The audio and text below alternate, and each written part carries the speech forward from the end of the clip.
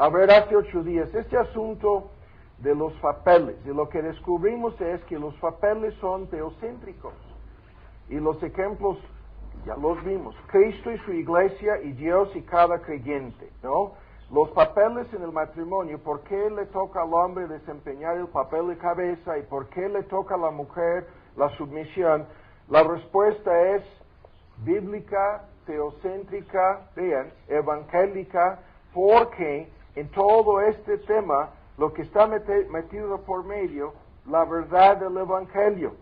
Lo que vimos en síntesis hace 8 días es que le toca al hombre liderazgo responsable, a este tema volveremos, liderazgo amoroso por parte del hombre y submisión obediente y amorosa por parte de la mujer.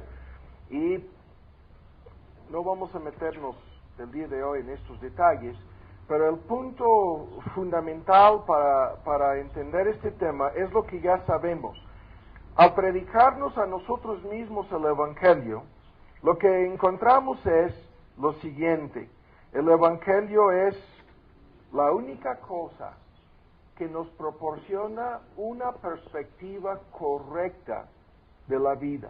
El Evangelio es la única cosa que nos proporciona la perspectiva divina de todas las cosas. El Evangelio es lo que Dios usa para ayudarnos a interpretar correctamente nuestras vidas. Es desde la perspectiva del Evangelio que tenemos que analizar cuidadosamente los distintos papeles de hombre y mujer en el matrimonio, y de igual manera es desde la perspectiva del Evangelio que tenemos que analizar este tema que nos toca el día de hoy, el papel que les corresponde a las personas solteras o a las personas que viven en un matrimonio dividido o a las personas divorciadas o a las personas que por algún motivo se sientan solitas, ¿no?, en su matrimonio. Y esta idea se amplía y se aplica a diferentes temas, ¿no? Pero aquí lo estamos introduciendo el día de hoy en el contexto del papel que le toca jugar, el papel que le toca vivir a la persona que vive por algún motivo sin pareja o por algún motivo ya dentro de una relación matrimonial, pero que no cuenta con la ayuda de su pareja, ¿no? Eso es el tema que vamos a analizar el día de hoy. Lo vuelvo a decir, el tema es nuevamente el Evangelio. Y lo que vamos a descubrir aquí es, en la soledad única de nuestro Señor Jesús, en la soledad extraordinaria y especial que le tocaba vivir, experimentar, y aún voy a decirlo así, aguantar nuestro Señor Jesús, encontramos exactamente cómo todas las personas que se encuentran en una situación como la que hemos resumido, en una situación de soledad, encontramos exactamente cómo han de vivir y cómo han de contar con lo que vamos a descubrir en este tema. Ahora vean en el Evangelio según Juan, en su capítulo 16, el versículo 32. Nuestro estudio comienza con este texto y terminará con este texto. 16:32. Y aquí la hora viene, y ha venido, la hora de su entrega, la hora de su muerte, ¿no? La hora de la crucifixión, a esa hora se refiere. Y aquí la hora viene, y ya ha llegado. Y vean lo que dice. Que seréis esparcidos cada uno por su parte, y me dejaré solo. Vean, me dejarán solo. Buscaba en Isaías para ver si había hombre. Buscaba para ver si había alguien que le pudiera ayudar, que le pudiera apoyar. Y no encontró a nadie. Y ahora el paralelismo aquí, Cristo anticipando lo que sucedería en la hora de su crucifixión, dice, ustedes cada uno se va a apartar, ¿no? Cada uno por su lado, cada uno por su parte, me van a abandonar, me van a dejar, me dejarán, vean, solo. Mas no estoy solo. porque el Padre está conmigo.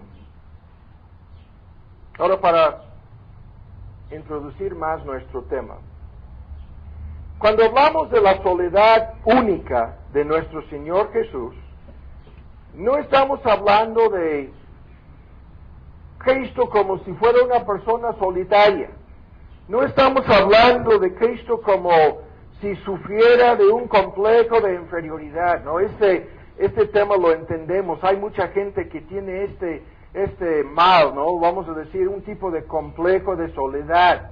Frecuentemente lo que estas personas sienten, su soledad, es una reacción emocional de autocompasión, de tristeza, de infelicidad, porque se sienten como personas solas, como personas sin apoyo, como personas sin compañía, sin ayuda, sin compañeros, ¿no? Y se compadecen a sí mismas o se compadecen de sí mismas, no sé si se lo estoy diciendo bien, pero no estamos hablando de esto.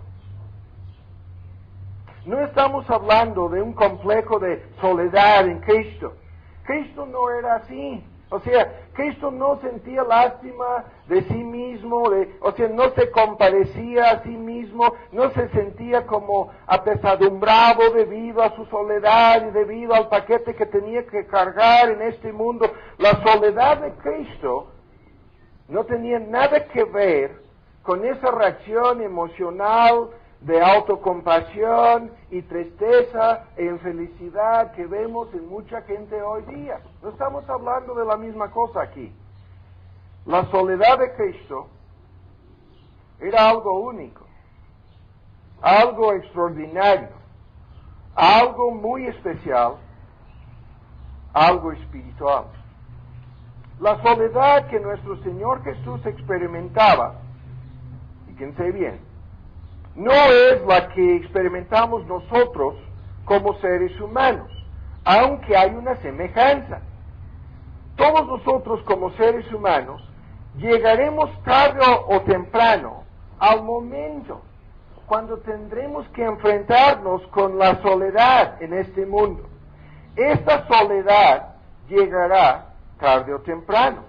Es algo, lo que decimos a veces, inevitable, y en muchos casos algo predecible, porque la soledad, la cual como seres humanos tendremos que enfrentar tarde o temprano, si no la estamos enfrentando en este momento, nos llegará. Es cuestión de tiempo, pueden ser meses, pueden ser años, pero de todos modos llegará. Esta soledad, la que nosotros tenemos que enfrentar, frecuentemente es fruto o resultado de las pérdidas. Este es un tema que muchos de nosotros lo conocemos. Hicimos hace tiempo una serie de estudios sobre las pérdidas. Las pérdidas son cosas inevitables y predecibles. Pueden ser pérdidas comunes y corrientes, ¿no? Podemos perder en este mundo un sinnúmero de cosas. Nuestra salud, nuestras posesiones materiales, nuestra familia, nuestros seres queridos, nuestra pareja. Podemos perder, y esto es lo que nos va a suceder poco a poco con el proceso del envejecimiento.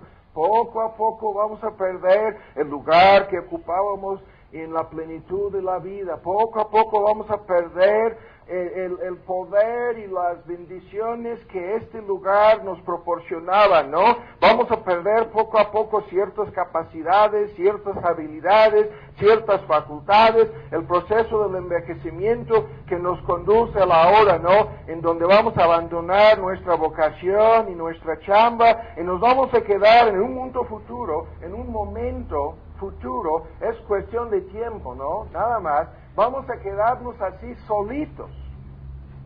Nos vamos a sentir así y vamos a enfrentarnos con la realidad de esta soledad, pero lo vuelvo a decir, la soledad provocada por las pérdidas.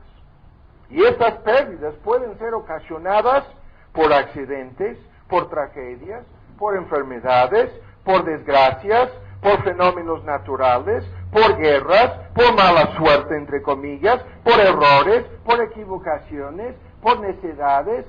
Una lista de cosas pueden ocasionar estas pérdidas y las podemos sufrir antes de llegar a la vejez, antes de llegar, ¿no?, a lo que podríamos entender como una plenitud de vida. Pero no estamos hablando de estas cosas cuando hablamos de la soledad de nuestro Señor Jesús. Lo vuelvo a decir. Nuestra soledad, la soledad humana, frecuentemente es el resultado de un divorcio. Frecuentemente es el resultado de la muerte de nuestra pareja. Puede ser el resultado simple y sencillamente de un matrimonio dividido. La soledad que tienen que vivir muchos jóvenes, esa soledad consiste en el hecho de que no pueden encontrar a la persona indicada, no pueden encontrar su pareja, no pueden llegar al momento de casarse y por lo tanto se sienten como personas solas, ¿no? Como personas solitarias en el mundo, como personas que tienen que vivir día tras día, semana tras semana y mes tras mes la realidad de su soledad.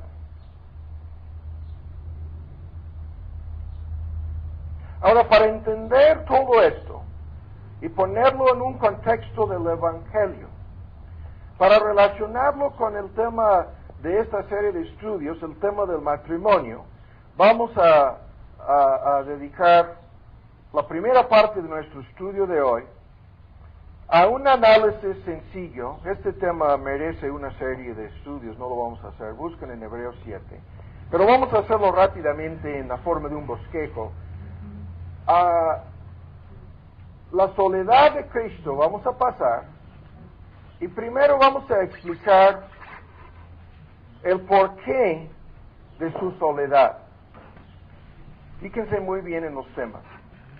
El primer punto, Cristo enfrentó la soledad en distintas formas, comenzando con lo que el texto en Hebreos 7 nos dice, la soledad provocada por su santidad.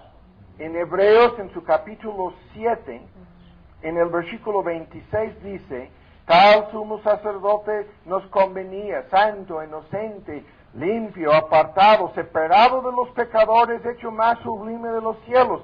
Y se refiere a nuestro Señor Jesús como una persona apartada de los pecadores, como una persona separada de los pecadores. Al mismo tiempo que Cristo tenía contacto constante, incluso en relación con las enfermedades y los leprosos, violaba las reglas ceremoniales del antiguo pacto al tocar a personas leprosas, ¿no? Manchándose en sentido simbólico, ¿no? No solamente corriendo el riesgo de contagiarse, sino en el sentido simbólico, ¿no?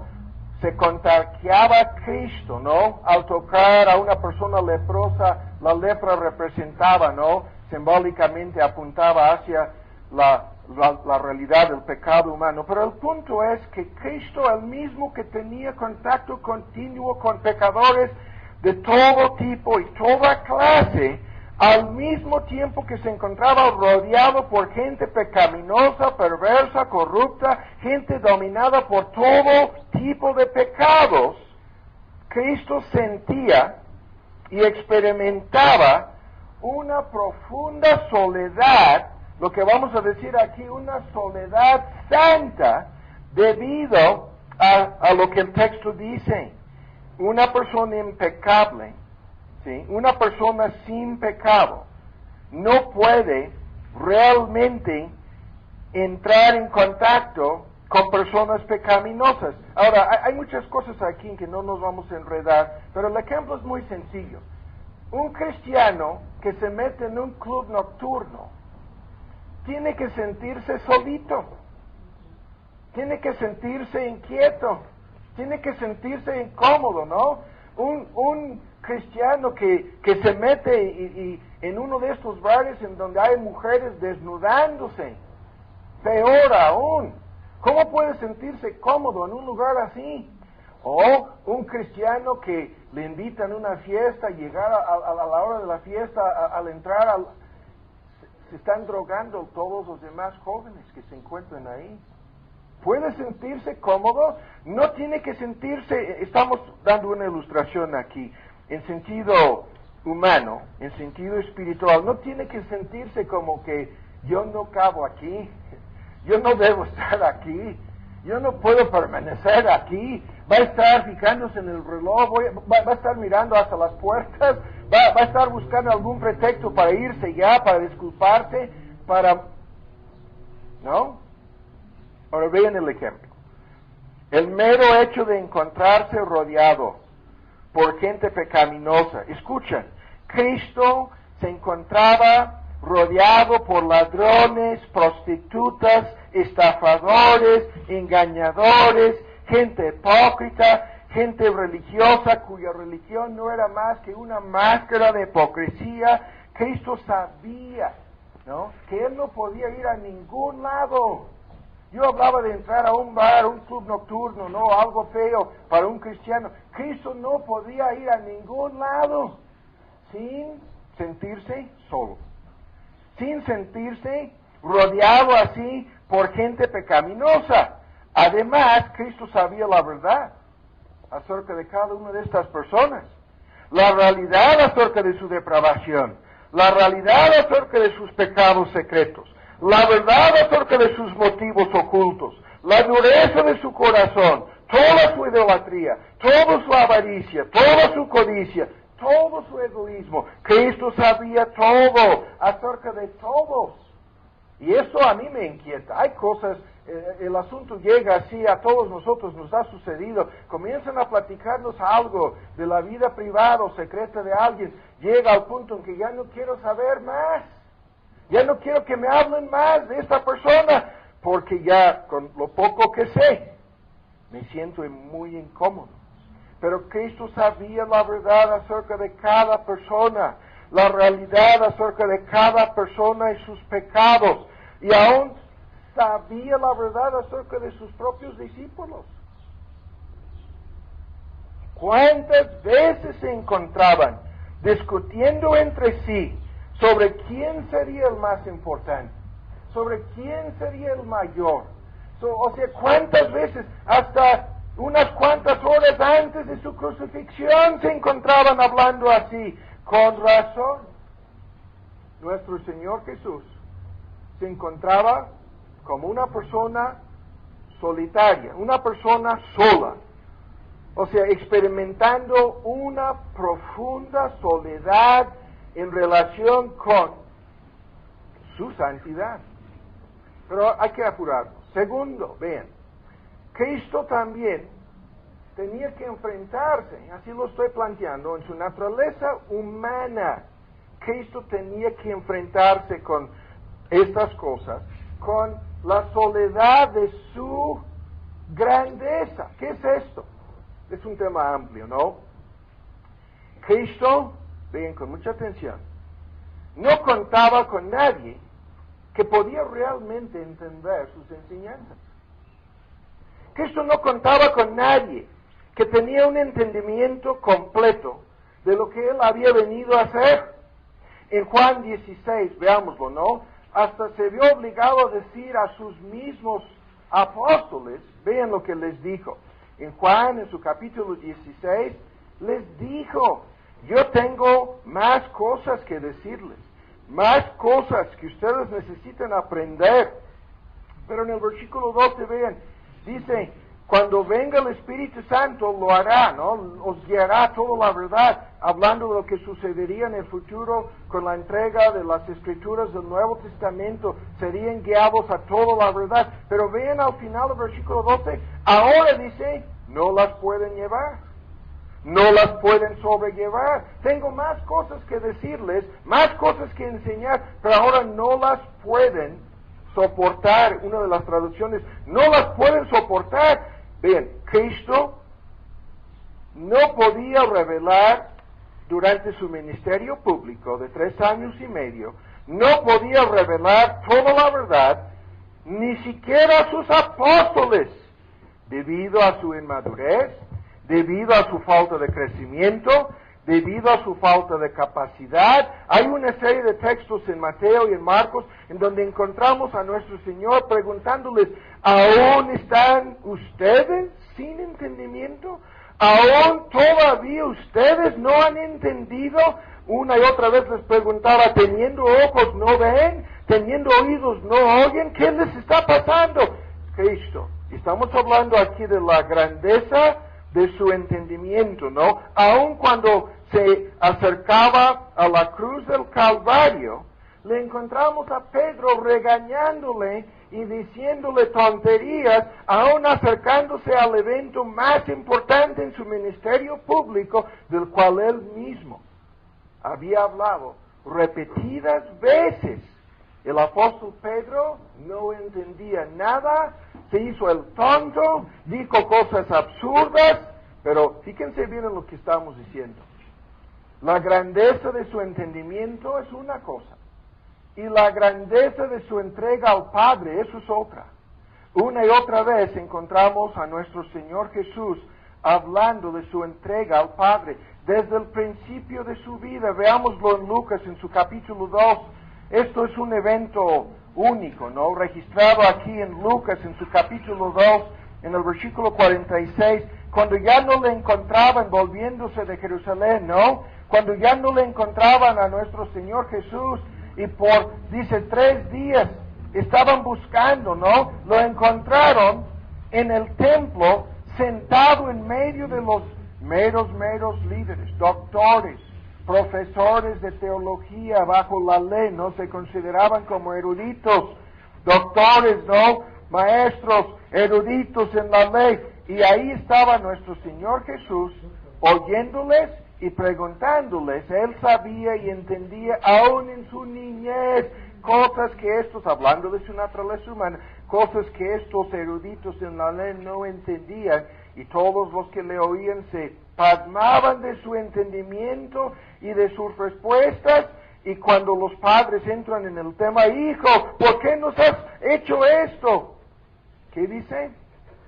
No sabías, en el versículo 49, vean su entrega, que en los negocios de mi Padre me conviene estar. Esto es la grandeza de su entendimiento, combinado con la grandeza de su entrega. Ya desde temprano estaba cumpliendo la voluntad de su Padre, y lo dice en el Evangelio según Juan. Escuchen estas palabras cuando dice, y es algo que se relaciona con nuestro tema: yo hago siempre lo que agrada al Padre.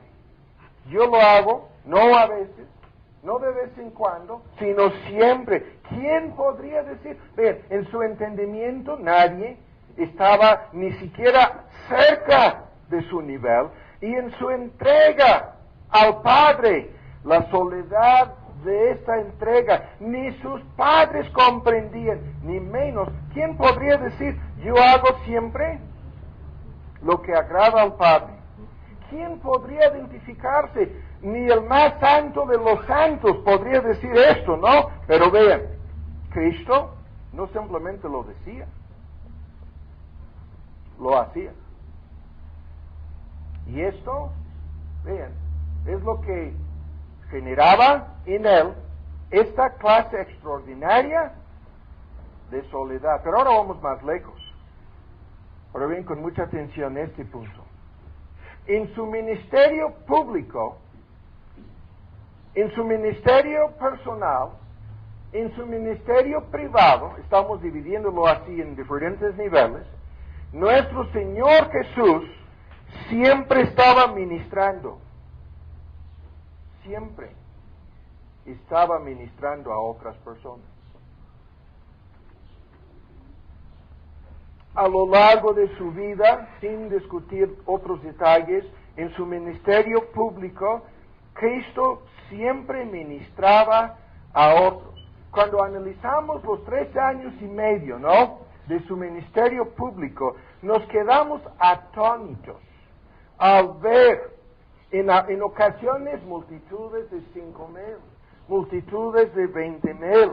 Nos quedamos así asombrados al ver que todas las personas que entraban en contacto con nuestro Señor Jesús tenían necesidades. Todas las personas tenían necesidades. Todas las personas que entraban en contacto con Él tenían la necesidad de que Él les ministrara. O sea, nadie le ministraba a Él, sino que Él les ministraba a todos. Todas las personas que entraban en contacto con Él y que tenían necesidades, estaban así en algunos de los textos amontonadas las personas.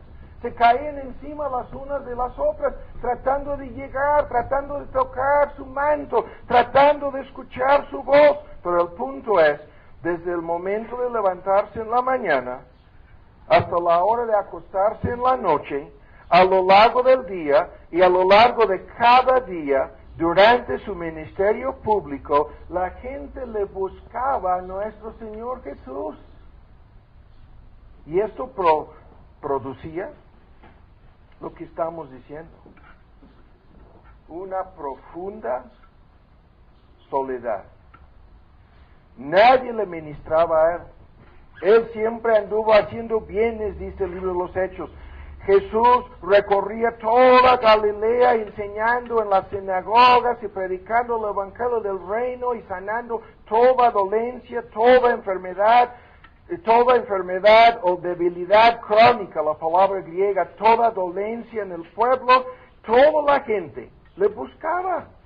Y hay algunos textos que simplemente dicen, y es un tema tremendo, que de Él salía poder, que de Él salía virtud, es la versión antigua, pero la palabra griega es dunamis, que constantemente salía energía y poder hacia los necesitados, constantemente fluía de Él un suministro hacia los necesitados. Pero lo vuelvo a decir, ¿quién le ministraba?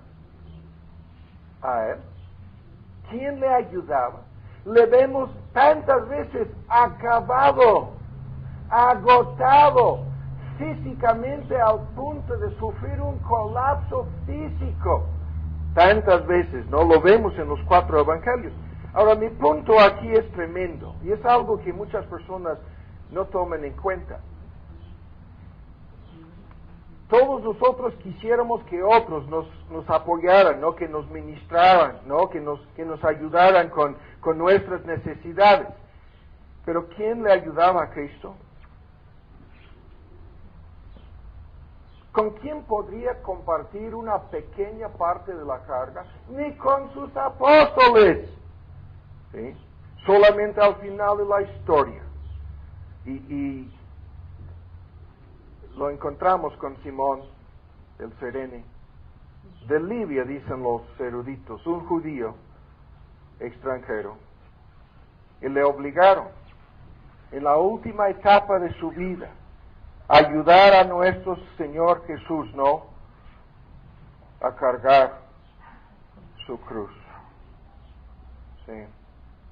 Solamente en ese momento vemos a alguien realmente ayudándole con esta carga. No estamos diciendo que los demás eran una bola de ingratos, pero lo que estamos diciendo es, aún las personas que se le acercaban para darle las gracias, estaban buscando su apoyo y su ayuda y necesitaban constantemente de Él. ¡Cuánta soledad! Sí. Ahora, entre paréntesis, el 4º punto. Y eso lo digo simplemente en relación con lo que vamos a ver más adelante. Nuestro Señor Jesús vivió toda su vida sin pareja, ¿no? Y el libro de Génesis dice, no es bueno que el hombre esté solo, ¿sí? Pero Cristo no contó en su vida, hablando en este sentido, con cuidado, estamos hablando de su naturaleza humana, ¿no? En su encarnación, Cristo tomó una naturaleza humana. Esa naturaleza humana necesita una ayuda idónea, así lo dice Dios, le haré ayuda idónea, los papeles, ¿no? No estamos descartando este aspecto de su humanidad. En su naturaleza humana, Cristo ha de haber sentido la falta de una pareja, por lo menos en algún punto en su vida. Pero vean la aplicación. la vida soltera, todos los solteros, todas las solteras, hombres o mujeres, saben lo que significa vivir sin pareja. Lo saben, ¿no? Muchos de los que están casados viven como si no tuvieran pareja, porque su pareja no cumple con su papel como ayuda idónea, ¿no? Como cabeza, como sea, no cuentan con lo que es el modelo bíblico, ¿no? El papel bíblico, lo que Dios dice acerca de su pareja. Y el punto es sencillo. Las personas solteras tienen una lista de necesidades intelectuales, necesidades emocionales, y vean, Cristo experimentó la soledad humana, aún en este sentido. Y Cristo puede identificarse con todas las personas, como vamos a ver, que se encuentran en esta situación. Ahora, rápidamente, el tiempo se nos está yendo. La soledad de la tentación. Buscan en Hebreos en su capítulo 4. La soledad de la tentación es el próximo punto. La soledad de la tentación es lo que el texto menciona. Veámoslo en Hebreos en su capítulo 4. Y dice en el versículo 15, no tenemos un sumo sacerdote que no pueda compadecerse de nuestras debilidades, mas tentado en todo según nuestra semejanza, ¿sí? Pero sin pecar, sin pecado. Fue tentado en todo según nuestra semejanza. ¿Qué es esto? Cristo fue tentado en todo según nuestra semejanza. Eso es lo que el texto dice. ¿Qué quiere decir nuestra semejanza? Quiere decir sin pecado, ¿no? Cristo fue tentado en todo sin pecado, y el énfasis es muy fuerte, ¿no? El énfasis cae sobre el hecho de que Cristo nunca pecó. Pero antes de comentar sobre esto, lo que cuenta aquí es la afirmación de que Cristo fue tentado en todo. Eso es lo que cuenta. Estuvo sujeto a las mismas tentaciones, ¿no? En la misma manera que nosotros somos tentados. Cristo fue tentado, pero esto en realidad no explica todo el tema, porque Cristo fue tentado mucho más que nosotros, mucho más allá de nuestras tentaciones. Durante 40 días y 40 noches estuvo solo en el desierto, y después de haber, dice, se agrega, ayunado 40 días, se le acercó el enemigo. Esto es algo que sobrepasa cualquier nivel de tentación humana. Y él mismo lo dijo, se me acerca el enemigo, viene el príncipe de este mundo en Juan 14, pero no encuentra nada en mí, no tiene nada en mí, no cuenta ni siquiera con una sola cosa en mí que le pudiera dar ayuda o poder sobre mí. Y Cristo entonces fue tentado en este sentido por el diablo. Vean, en el contexto del argumento, fíjense bien, el diablo se lanzó con todo.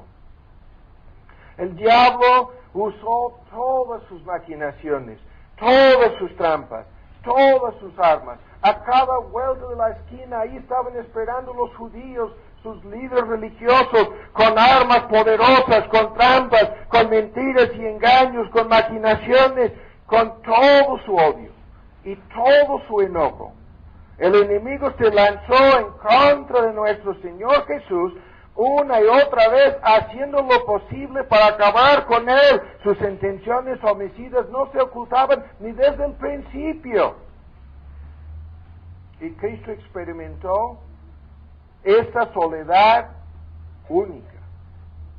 ¿Hasta cuál punto? Hasta el punto de sudar grandes gotas de sangre. Estando en agonía, sudaba grandes gotas de sangre. Y por lo tanto, Cristo conoce la soledad de la tentación, y en este contexto, la soledad de la tentación y las tentaciones diabólicas. El texto dice que se compadece de nosotros, tiene compasión de nosotros, Y cuando vemos el asunto a la hora final, es más de lo mismo. Los discípulos no podrían velar con él ni siquiera una hora, ni siquiera por una hora. Y las personas que dicen, no, debido a mi soledad y debido a la falta de una pareja que me comprenda, que me ayude, no, nadie tiene las tentaciones, nadie tiene las pruebas, nadie tiene... No, eso no es cierto. Mis tentaciones y tus tentaciones no son cosas únicas. Nuestra experiencia no es única, ¿no? Nuestras tentaciones no son únicas. Las de Cristo sí. Él experimentó toda clase de tentación humana y más de lo que nosotros experimentamos. Así. Pero ahora vamos más lejos. La soledad de su santidad, su grandeza, vean, su ministerio público, siempre la gente buscando ayuda, el hecho de no contar ni siquiera con una pareja, una ayuda idónea, el hecho de sentirse atacado en forma continua, en forma constante, el enemigo le estaba de día y de noche, ¿no? Buscando, tratando por todos los caminos posibles, tratando de lograr que nuestro Señor Jesús pecara. Aún si pudiera haberlo logrado una sola vez, se habría echado a perder todo el plan de salvación. Pero Cristo, tentado en todo, no pecó. Y ahora ven, en sexto lugar, y fíjense bien en el punto, Cristo tuvo que enfrentar la soledad del rechazo, el odio, la oposición en extremo. Sus mismas palabras en Juan 15, me aborrecieron sin causa, me odiaron sin causa. Vino a los suyos y los suyos no lo recibieron. Todo el odio humano, aparte del aborrecimiento diabólico, todo el odio humano estaba dirigido en contra de nuestro Señor Jesús desde el principio, desde el comienzo de su ministerio público. La soledad que el odio produce, la soledad que el rechazo ocasiona, ¿no? Todos nosotros sabemos algo de esto. Sabemos lo que significa ser rechazados, ¿no? Ser personas que los demás no nos quieren, ¿no? Los demás, en este contexto, hablando de los cristianos, ¿no? Como le odiaron y le rechazaron a él, a nosotros nos hacen lo mismo. Pero hay que analizar más a fondo este asunto. Aún los miembros de su familia, al principio, le rechazaban. Llegaron a un momento crucial y dice el texto, oyendo sus parientes y los miembros de su familia salieron para agarrarle, para llevárselo, para prenderle, para agarrar a Cristo y meterlo a fuerzas en la casa, diciendo que se había vuelto loco. Los miembros de su familia le tachaban de loco. Cristo experimentaba la soledad que sobreviene cuando uno se encuentra rechazado por su misma familia. Cuando sus seres queridos le rechazan a uno, Cristo sabe lo que esto produce en el corazón humano, pero aún más, Cristo sabe lo que significa ser rechazado y odiado por nuestros amigos. Cuando le preguntaron en Zacarías, ¿qué heridas son estas en tus manos? Él responderá, con ellas fui herido en la casa de mis amigos, dice. Hasta mi mejor amigo, en el Salmo 41, el versículo 9, le identifica a Judas como su mejor amigo. Hasta mi mejor amigo, en quien yo confiaba, el que compartía el pan conmigo, alzó contra mí su calcañar, se ha vuelto contra mí. Y hay un gran debate entre los eruditos respecto a la personalidad y el papel que Judas desempeñaba en esto. Y uno de los argumentos que no podemos descartar dice que probablemente Judas era el más amable de todos los apóstoles. El más amable. No lo sabemos a ciencia cierta. Lo que sabemos es que los demás apóstoles, nadie sospechaba de él. Y el mismo Cristo le llamó amigo en el huerto de Getsemaní. Le saludó y le abrazó, y Cristo respondió con la palabra amigo. Ahora, ¿qué es esto? Lo que estamos diciendo es que cuando somos rechazados por nuestros amigos, si estos son amigos de mucho tiempo, eso es lo de menos. A veces son amigos dentro de la familia, ¿no? Dentro del círculo de nuestra familia cercana, pero a veces resulta ser nuestra pareja, la persona que supuestamente, ¿no? Creíamos que era nuestro mejor amigo, nuestro mejor amiga, nuestra pareja, y luego se vuelve en contra de uno, odiando y rechazándolo. Lo que sucedió con Cristo, lo vimos al principio. Cada uno por su parte. Todos los discípulos le abandonaron a la hora final, a la hora de su mayor necesidad, a la hora más importante. Todos se fueron. Isaías 53 dice que fue el más despreciado y el más rechazado de todos los hombres. ¿Qué tipo de soledad produce esto? ¿Nunca te ha sucedido algo semejante a lo que estamos comentando? ¿Nunca se ha convertido en enemigo tuyo aquel que pretendía o decía ser tu mejor amigo? ¿Cómo se siente, no? ¿Cómo lo sentimos en lo más profundo de nuestro ser? Pero esto es lo que sucedió a nuestro Señor Jesús, ¿sí? No una vez, sino aparentemente repetidas veces. ¿Sí? Contando con el ejemplo de Judas, lo hemos ilustrado, pero pudiéramos discutirlo más. Pero ahora, para terminar con este bosquejo, ahora vamos a poner en séptimo lugar la soledad de la cruz.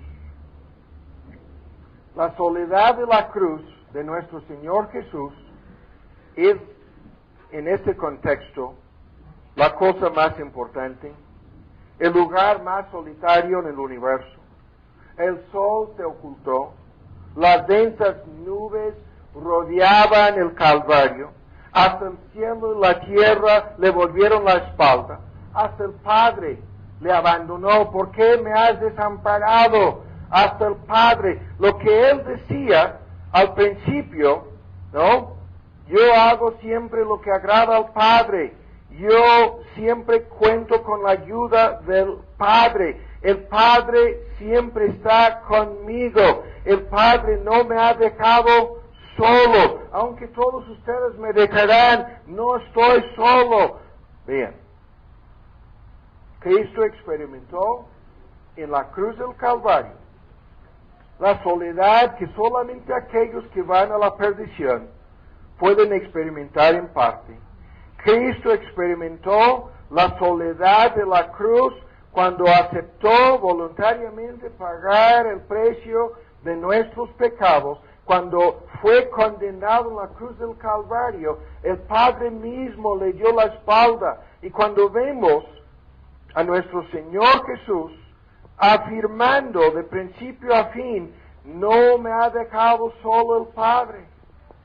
Aunque yo tengo en mi santidad y grandeza y ministerio todo tipo de oposición y experimento esta soledad constantemente, no estoy solo.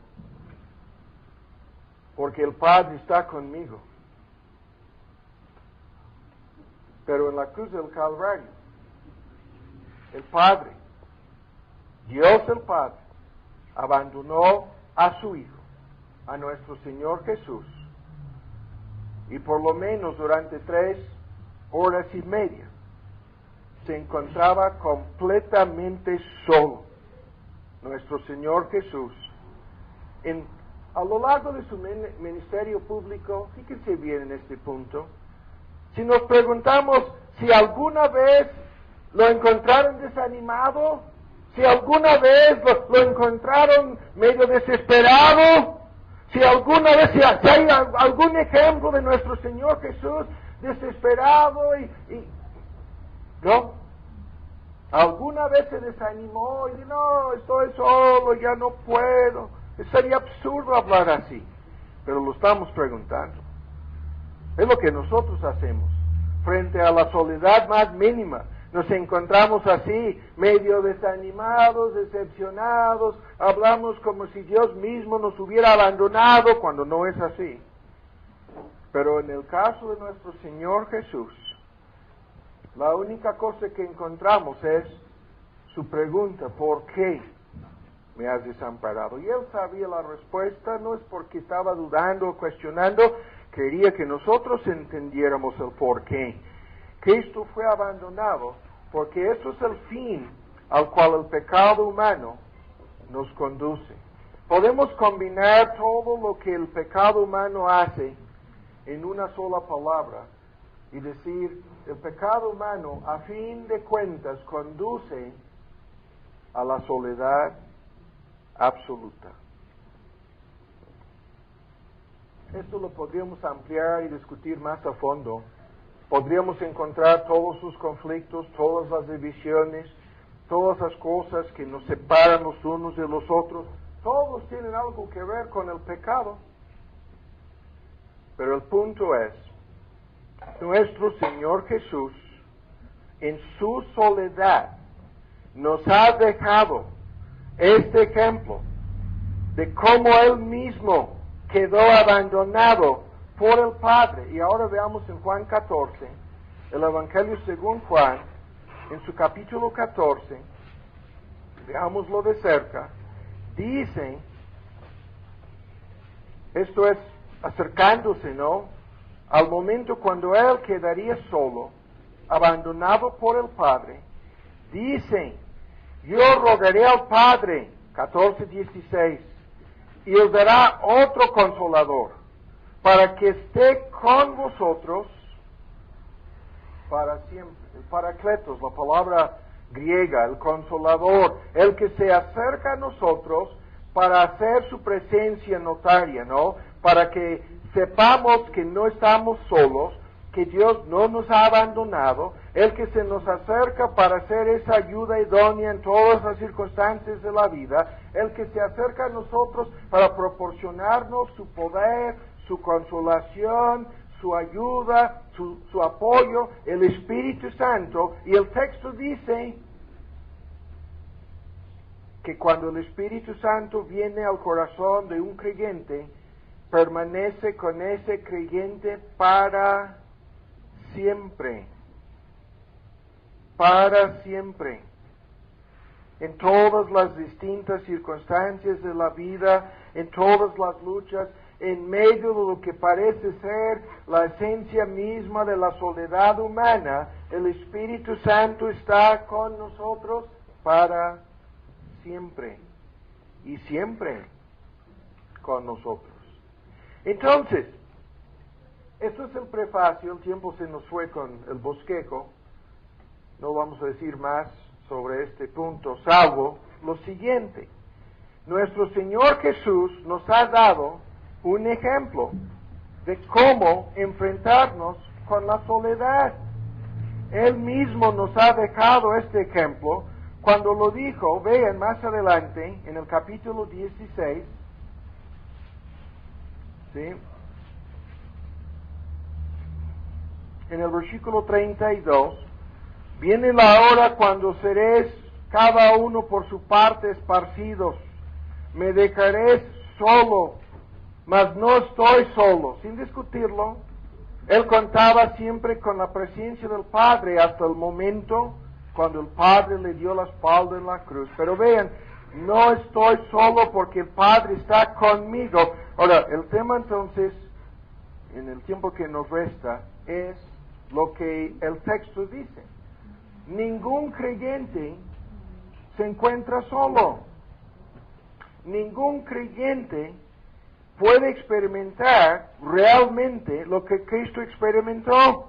Y en este sentido, Dios, ahora estamos hablando de los creyentes que se encuentran solos, y lo vuelvo a decir, esto puede ser por muchos motivos. Buscan en 1 Corintios 7. Puede ser porque son jóvenes y todavía jovencitas, no encuentran su pareja. Se encuentran como personas solas.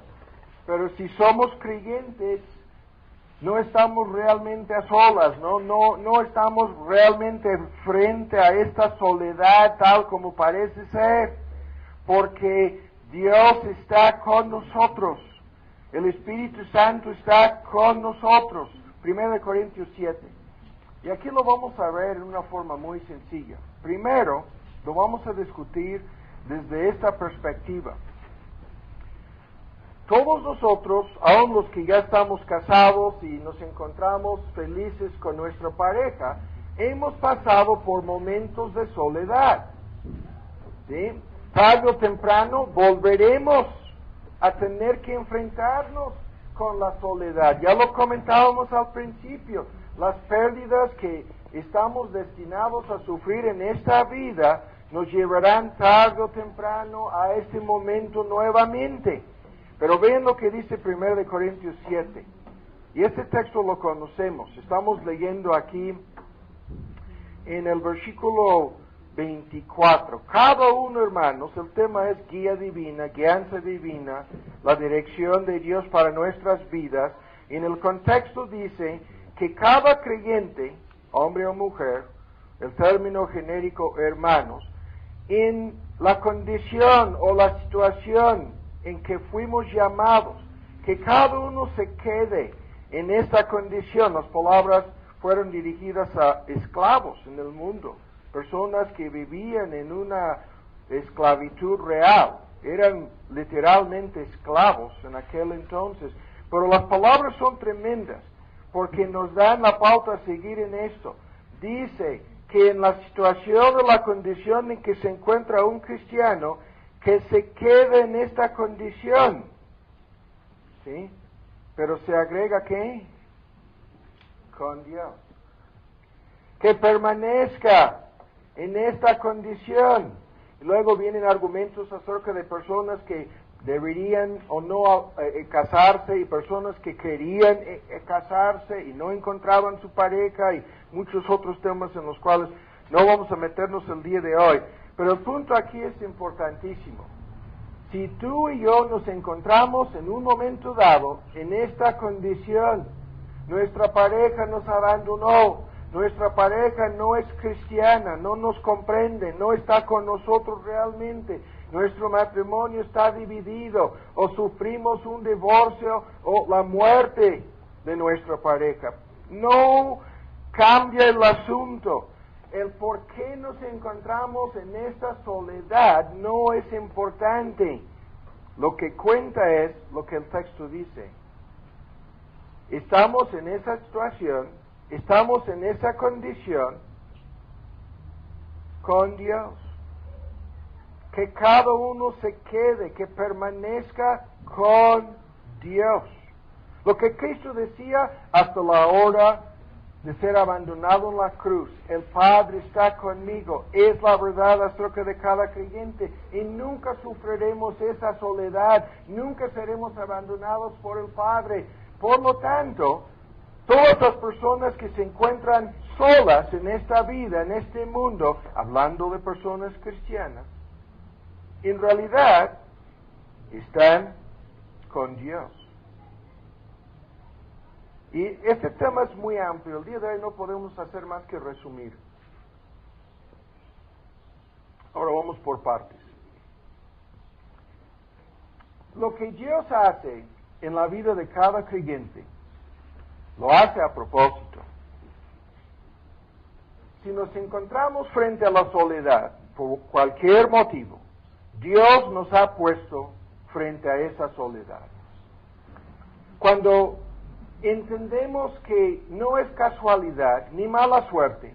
Pudiéramos haber cometido 1000 errores, nosotros, tú y yo, pudiéramos haber ocasionado, en parte, esta soledad, el hecho de encontrarnos sin pareja, ¿no? Pudiera ser que somos jóvenes y no hemos llegado aún a la etapa para casarnos. Lo que cuenta aquí es lo que estoy diciendo. No es un asunto de lo que tú y yo queremos, es el hecho de que estamos en esa situación, en esa condición, con Dios. Y Dios tiene propósitos en colocarnos en esta situación. Dios tiene propósitos, Dios tiene metas, ¿no? Dios tiene planes. Y la situación difícil en la cual nos encontramos es algo necesario, es algo importante, es algo que no debemos tomar a la ligera pensando que, no, me acabo de divorciar y lo que me toca hacer es encontrar pareja en menos de 3 meses. No debemos pensar, ya tengo 27 años de edad y todavía no encuentro pareja. Yo me casé a los 26, no sé, yo no me acuerdo. Yo a los 26 estaba medio desesperado, pensando que se me estaba acabando. Estaba viendo el reloj, no el calendario, sino el reloj. No es así. ¿Sí? Hay un marco dentro de los propósitos y planes de Dios. Y dentro de este marco, no importa el por qué estamos en este momento frente a esta soledad, Dios tiene propósitos. Y uno de sus propósitos es el de conducirnos a hacer lo que nuestro Señor Jesús hacía en cada momento. Nadie me entiende, pero el Padre me entiende. Nadie puede ministrar a mí, nadie me puede apoyar a mí, pero el Padre puede enviar a sus ángeles para que me ayuden, como sucedió, ¿no? Más de una vez. El Padre, vean, puede apoyarme, el Padre está conmigo. Aquí estoy rodeado de pecadores y conozco lo peor acerca de cada uno de ellos. Caramba, si tú y yo supiéramos la verdad acerca de otra persona, probablemente cualquier persona nos daría un susto, ¿no? E incluso nos asusta cuando nosotros nos damos cuenta de la verdad acerca de nuestra depravación y nuestras inclinaciones pecaminosas. Ahora, el punto aquí es muy importante. Hay muchas personas que pierdan mucho tiempo, angustiadas, frustradas, enojadas, decepcionadas, creyendo que no deberían de estar en esta condición, que no deberían de enfrentarse con la soledad. Y el texto dice, hermanos, cada uno que se quede.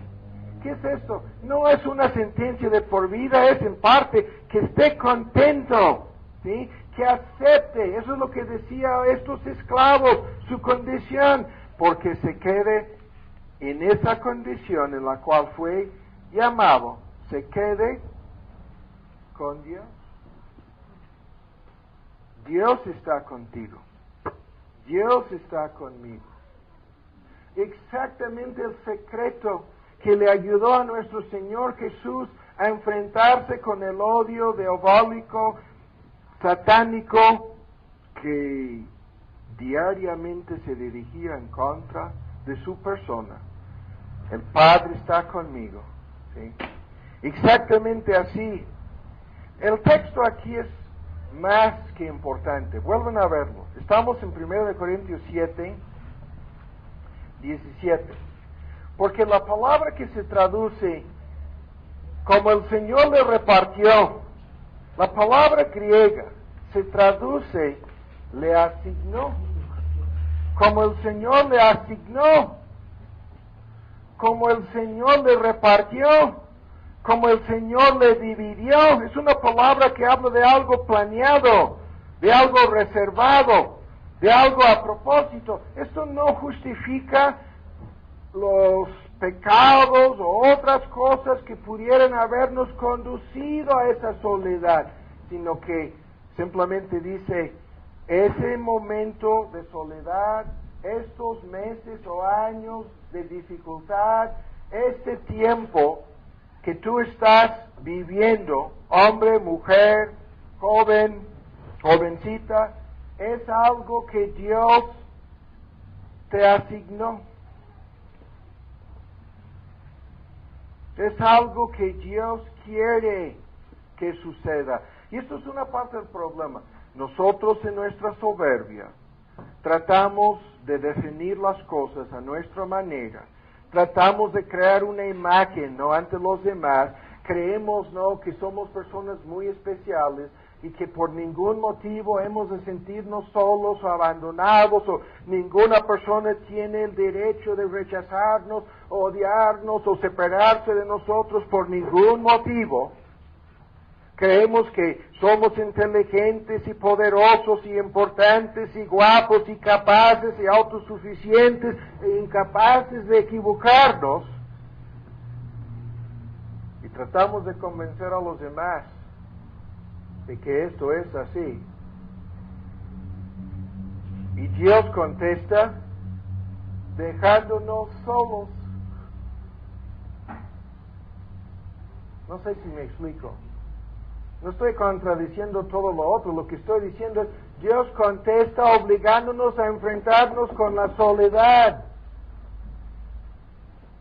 ¿Quién quiere enfrentarse con la soledad? Nadie. ¿Y cuántas personas se angustian tratando de escapar? Tratando de huir. Lo vuelvo a decir, no le encontramos a nuestro Señor Jesús desanimado ni una sola vez.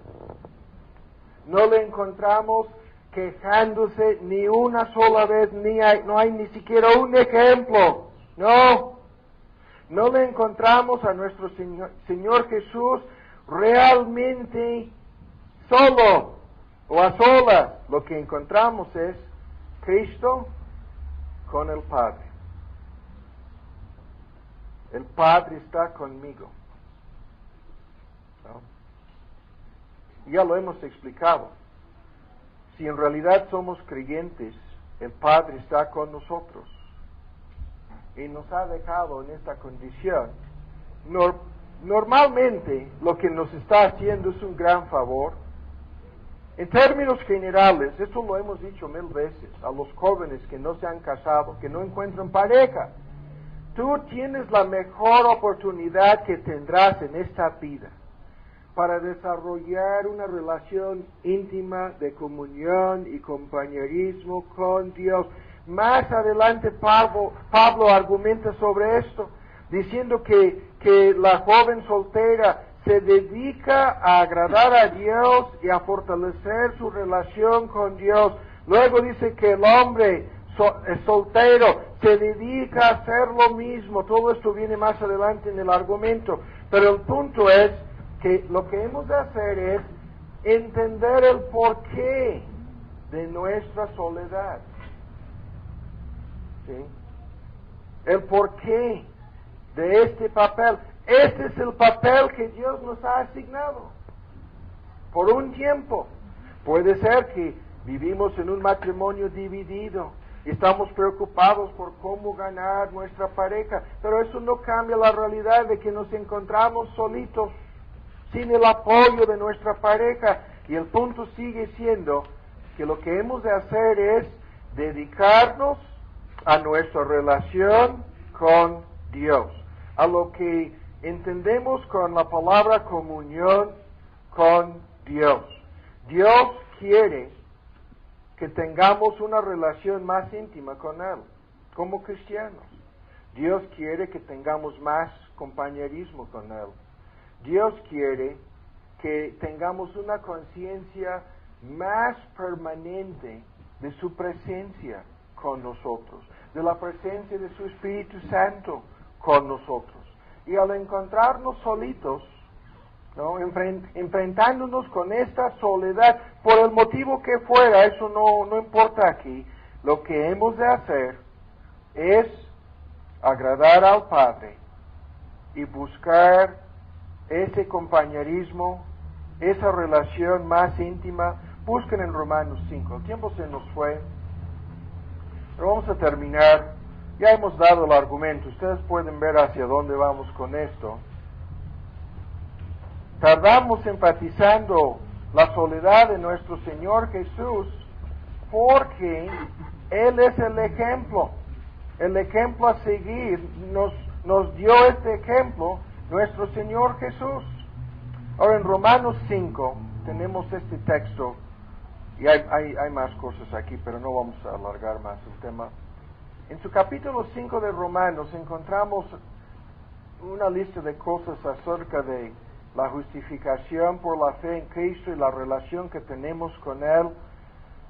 Y en medio de una lista tremenda de doctrinas y enseñanzas, dice que estamos firmes en el versículo 5 y nos gloriamos en la esperanza, la plena convicción de ver la gloria de Dios, de estar en su presencia a la hora final, ¿no?, de nuestra peregrinación en este mundo. Llegaremos al cielo. Y no solo esto, 5:3, nos gloriamos en tribulaciones.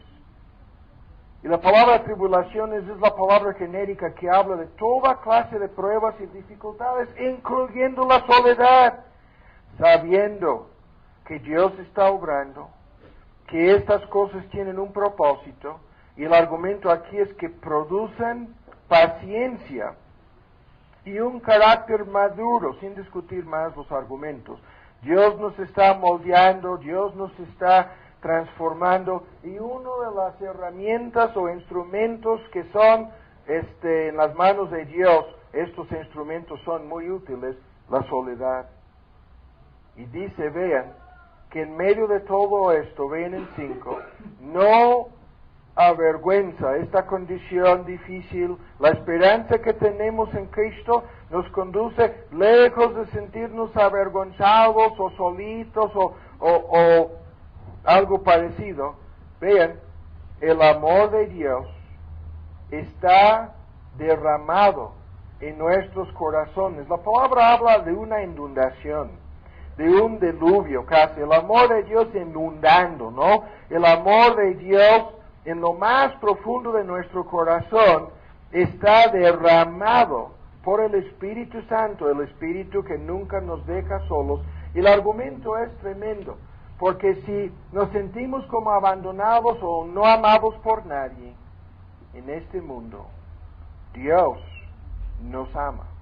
Y por su Espíritu Santo derramado en nuestro corazón, quiere que nosotros entendamos la grandeza y la profundidad de su amor para con nosotros.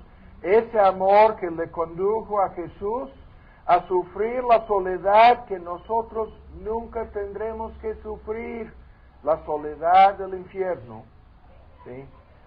Por lo tanto, dice, lejos de sentir lástima de nosotros mismos, lejos de quejarnos, lejos de murmurar, lejos de cuestionar, lejos de dudar, lo que hemos de hacer es entender lo que Dios está haciendo.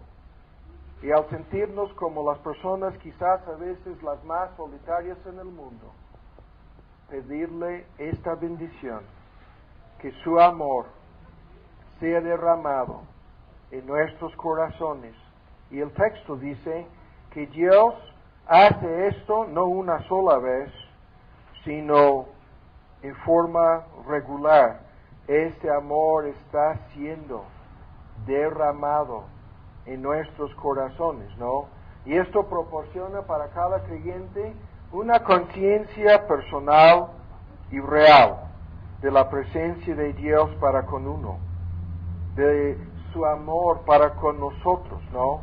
Y a veces no podemos hacer más que inclinar nuestras cabezas y darle las gracias por el hecho de que a través de su Espíritu Santo nos hace conscientes de su amor, y al ver y experimentar esta realidad y mirar a la cruz del Calvario, comenzamos a reinterpretar el porqué de nuestra soledad, comenzamos a entenderlo en forma diferente y nos damos cuenta de que Dios está haciendo algo muy importante. Es increíble, con esto termino. Nuestras vidas a veces están llenas de otras cosas, estamos tan distraídos, ¿no? Por las cosas que suceden, que a veces Dios tiene que obligarnos a apartarnos del mundo, ¿no? Y a sentirnos como personas solas, ¿no? En esta vida. Para que entendamos esto. ¿Sí? Y cuando lo hace, nos está enseñando el papel que nos corresponde, el papel de glorificar su nombre, de interpretar esta soledad a través del Evangelio y de buscar su amor y su presencia en una forma más fuerte en nuestras vidas. Oremos. Padre, te damos las gracias por lo que hemos escuchado, por esta realidad que vemos en la persona de Cristo, cómo nos dio el ejemplo, viviendo una vida apartada de los hombres en su santidad y en su grandeza, ministrando constantemente a otros, no contando con el apoyo ni siquiera de una pareja, siendo tentado más allá de lo que nosotros podemos entender, y sin pecado, entregándose en la cruz del Calvario y siendo abandonado y dejado solo. Te pedimos que nos ayudes a salir de aquí dispuestos a mirar a Cristo y a interpretar nuestra soledad, nuestra lucha, nuestra dificultad en términos evangélicos, entendiendo que el propósito es para que nos acerquemos más a Cristo, para que seamos llenos de su amor, agradecidos por su sacrificio. Te pedimos por todos los creyentes presentes para que esto suceda así. Y por los que no te conocen, te pedimos que pueden ver en la soledad de Cristo la única esperanza que tienen de ser librados de la soledad eterna del infierno, creyendo en Él. Te pedimos para que puedan mirar a Cristo y huir de la ira venidera, creyendo que Él, en su soledad, pagó por sus pecados y ahora los puede perdonar. Te pedimos que sea así y te lo pedimos en el nombre de Cristo Jesús. Amén. Amén. La soledad que tienen que vivir muchos jóvenes, esa soledad consiste en el hecho de que no pueden encontrar a la persona indicada, no pueden encontrar su pareja, no pueden llegar al momento de casarse y por lo tanto se sienten como personas solas, ¿no? Como personas solitarias en el mundo, como personas que tienen que vivir día tras día, semana tras semana y mes tras mes la realidad de su soledad.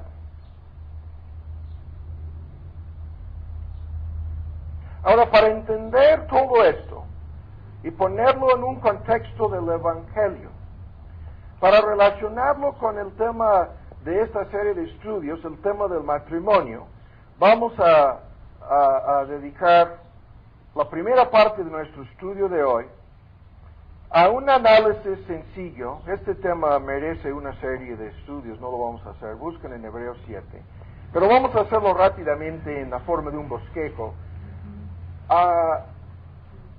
La soledad de Cristo vamos a pasar y primero vamos a explicar el porqué de su soledad. Fíjense muy bien en los temas. El primer punto, Cristo enfrentó la soledad en distintas formas, comenzando con lo que el texto en Hebreos 7 nos dice, la soledad provocada por su santidad. En Hebreos, en su capítulo 7, en el versículo 26 dice, tal sumo sacerdote nos convenía, santo, inocente, limpio, apartado, separado de los pecadores, hecho más sublime de los cielos. Y se refiere a nuestro Señor Jesús como una persona apartada de los pecadores, como una persona separada de los pecadores. Al mismo tiempo que Cristo tenía contacto constante, incluso en relación con las enfermedades y los leprosos, violaba las reglas ceremoniales del antiguo pacto al tocar a personas leprosas, ¿no?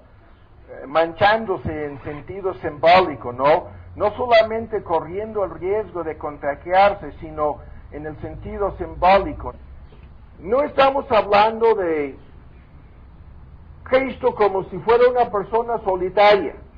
No estamos hablando de Cristo como si sufriera de un complejo de inferioridad, ¿no? Este tema lo entendemos. Hay mucha gente que tiene este mal, ¿no? Vamos a decir, un tipo de complejo de soledad. Frecuentemente lo que estas personas sienten, su soledad, es una reacción emocional de autocompasión, de tristeza, de infelicidad, porque se sienten como personas solas, como personas sin apoyo, como personas sin compañía, sin ayuda, sin compañeros, ¿no? Y se compadecen a sí mismas o se compadecen de sí mismas, no sé si se lo estoy diciendo bien, pero no estamos hablando de esto. No estamos hablando de un complejo de soledad en Cristo. Cristo no era así. O sea, Cristo no sentía lástima de sí mismo, no se compadecía a sí mismo, no se sentía como apesadumbrado debido a su soledad y debido al paquete que tenía que cargar en este mundo. La soledad de Cristo no tenía nada que ver con esa reacción emocional de autocompasión y tristeza e infelicidad que vemos en mucha gente hoy día. No estamos hablando de la misma cosa aquí. La soledad de Cristo era algo único, algo extraordinario, algo muy especial, algo espiritual. La soledad que nuestro Señor Jesús experimentaba, fíjense bien, no es la que experimentamos nosotros como seres humanos, aunque hay una semejanza. Todos nosotros como seres humanos llegaremos tarde o temprano al momento cuando tendremos que enfrentarnos con la soledad en este mundo. Esta soledad llegará tarde o temprano. Es algo, lo que decimos a veces, inevitable, y en muchos casos algo predecible, porque la soledad, la cual como seres humanos tendremos que enfrentar tarde o temprano, si no la estamos enfrentando en este momento, nos llegará. Es cuestión de tiempo, pueden ser meses, pueden ser años, pero de todos modos llegará. Esta soledad, la que nosotros tenemos que enfrentar, frecuentemente es fruto o resultado de las pérdidas. Este es un tema que muchos de nosotros lo conocemos. Hicimos hace tiempo una serie de estudios sobre las pérdidas. Las pérdidas son cosas inevitables y predecibles. Pueden ser pérdidas comunes y corrientes. No podemos perder en este mundo un sinnúmero de cosas. Nuestra salud, nuestras posesiones materiales, nuestra familia, nuestros seres queridos, nuestra pareja. Podemos perder, y esto es lo que nos va a suceder poco a poco con el proceso del envejecimiento. Poco a poco vamos a perder el lugar que ocupábamos en la plenitud de la vida. Poco a poco vamos a perder el poder y las bendiciones que este lugar nos proporcionaba, ¿no? Vamos a perder poco a poco ciertas capacidades, ciertas habilidades, ciertas facultades, el proceso del envejecimiento que nos conduce a la hora, ¿no? En donde vamos a abandonar nuestra vocación y nuestra chamba y nos vamos a quedar en un mundo futuro, en un momento futuro, es cuestión de tiempo, ¿no? Nada más, vamos a quedarnos así solitos. Nos vamos a sentir así. Y vamos a enfrentarnos con la realidad de esta soledad, pero lo vuelvo a decir, la soledad provocada por las pérdidas. Y estas pérdidas pueden ser ocasionadas por accidentes, por tragedias, por enfermedades, por desgracias, por fenómenos naturales, por guerras, por mala suerte, entre comillas, por errores, por equivocaciones, por necedades. Una lista de cosas pueden ocasionar estas pérdidas y las podemos sufrir antes de llegar a la vejez, antes de llegar, ¿no?, a lo que podríamos entender como una plenitud de vida. Pero no estamos hablando de estas cosas cuando hablamos de la soledad de nuestro Señor Jesús. Lo vuelvo a decir. Nuestra soledad, la soledad humana, frecuentemente es el resultado de un divorcio. Frecuentemente es el resultado de la muerte de nuestra pareja. Puede ser el resultado simple y sencillamente de un matrimonio dividido, matrimonial, pero que no cuenta con la ayuda de su pareja, ¿no? Eso es el tema que vamos a analizar el día de hoy. Lo vuelvo a decir, el tema es nuevamente el Evangelio. Y lo que vamos a descubrir aquí es, en la soledad única de nuestro Señor Jesús, en la soledad extraordinaria y especial que le tocaba vivir, experimentar, y aún voy a decirlo así, aguantar nuestro Señor Jesús, encontramos exactamente cómo todas las personas que se encuentran en una situación como la que hemos resumido, en una situación de soledad, encontramos exactamente cómo han de vivir y cómo han de contar con lo que vamos a descubrir en este tema. Ahora vean en el Evangelio según Juan, en su capítulo 16, el versículo 32. Nuestro estudio comienza con este texto y terminará con este texto. 16:32. Y aquí la hora viene, y ha venido, la hora de su entrega, la hora de su muerte, ¿no? La hora de la crucifixión, a esa hora se refiere. Y aquí la hora viene, y ya ha llegado. Y vean lo que dice, que seréis esparcidos cada uno por su parte, y me dejaré solo. Vean, me dejarán solo. Buscaba en Isaías para ver si había hombre. Buscaba para ver si había alguien que le pudiera ayudar, que le pudiera apoyar, y no encontró a nadie.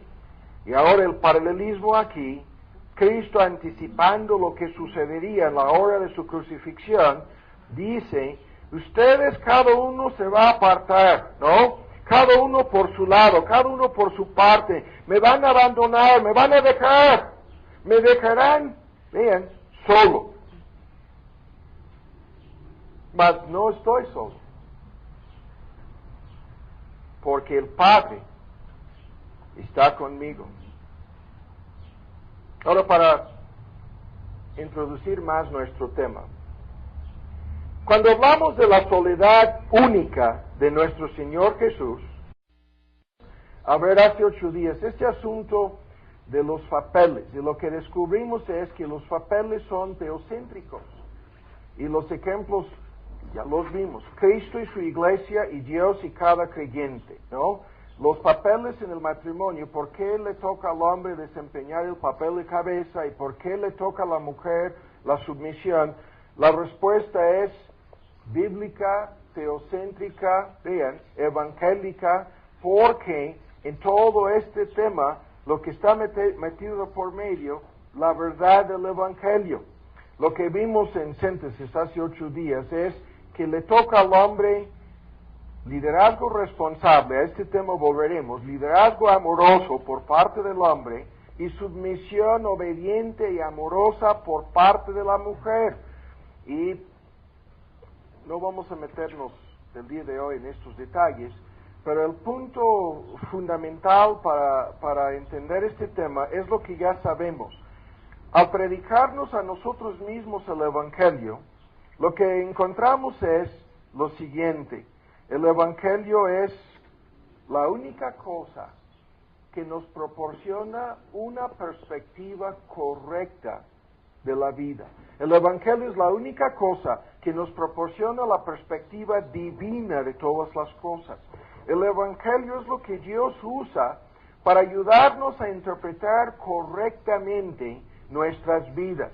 Es desde la perspectiva del Evangelio que tenemos que analizar cuidadosamente los distintos papeles de hombre y mujer en el matrimonio, y de igual manera es desde la perspectiva del Evangelio que tenemos que analizar este tema que nos toca el día de hoy, el papel que les corresponde a las personas solteras o a las personas que viven en un matrimonio dividido, o a las personas divorciadas, o a las personas que por algún motivo se sientan solitas, ¿no?, en su matrimonio. Y esta idea se amplía y se aplica a diferentes temas, ¿no? Pero aquí lo estamos introduciendo el día de hoy en el contexto del papel que le toca jugar, el papel que le toca vivir a la persona que vive por algún motivo sin pareja o por algún motivo ya dentro de una relación